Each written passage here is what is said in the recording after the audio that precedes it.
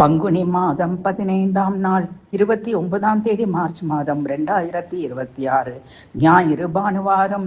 உதயபானு இருளை நீக்குவது போல் பரிபூரணமாக அசைக்க முடியாத நம்பிக்கையுடன் நீயே சரணம் என பாதம் பற்றியவரை ரட்சிக்கும் பக்த வத்சலன் பால விநாயகரை நம்மை பிடித்து நீங்காத வலி தரும் நோய்கள் நீக்கி ஆனந்த அமைதி வாழ்வை தந்தருள மாசில்லா பக்தி மனதோடு நாம் வேண்டிடும் விருப்பங்களை பரிபூரணமாக நிறைவேற்றிட பரிபூரணமான பகுதியுடன் போற்றி பூஜித்து வணங்கிடுவோம் வாரீர்.